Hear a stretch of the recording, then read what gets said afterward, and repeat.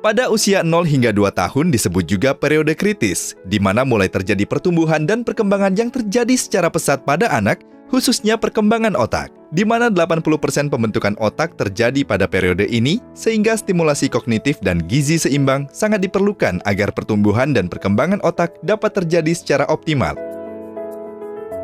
Pergunakan sebaik mungkin masa periode kritis ini, karena hanya ada satu kali kesempatan emas yang terjadi sepanjang kehidupan anak.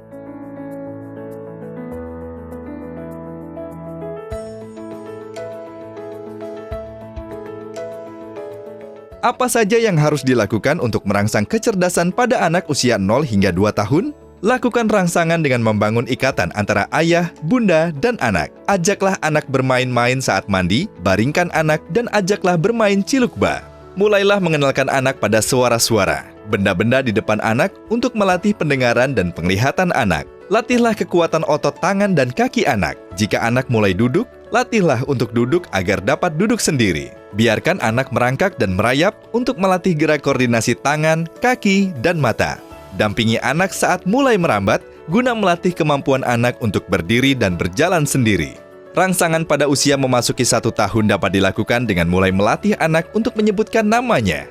Mendorong benda untuk melatih motorik kasarnya. Sediakan benda yang dapat digenggam oleh anak, guna mengembangkan koordinasi motorik halus pada anak. Mengeluarkan dan memasukkan mainan dari wadahnya agar melatih kemampuan motorik halusnya. Menari. Ajaklah anak menari sambil menyanyi untuk mengembangkan kemampuan anak dalam menghubungkan irama dengan gerak tubuh.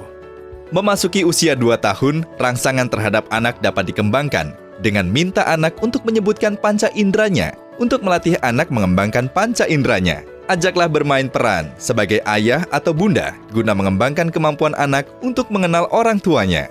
Bernyanyi dapat mengembangkan kemampuan anak dalam mengekspresikan dirinya melalui lagu dan berbahasa. Membiarkan anak mencoba membuka baju sendiri agar melatih mengembangkan kemampuan anak untuk menolong dirinya sendiri. Mengenalkan dan melatih anak untuk menggunakan kamar mandi saat mereka ingin buang air, agar anak terlatih untuk merasakan keinginan untuk buang air. Ajaklah anak untuk main dengan teman sebayanya, supaya anak mengembangkan kemampuan sosialisasi pada anak. Biasakan anak untuk membersihkan diri sebelum tidur dan mencuci tangan menggunakan sabun untuk mengembangkan sikap hidup bersih dan sehat pada anak.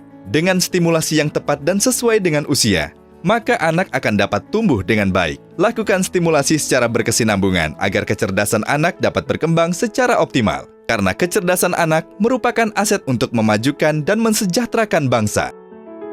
Pesan ini disampaikan oleh Kementerian Kesehatan Republik Indonesia.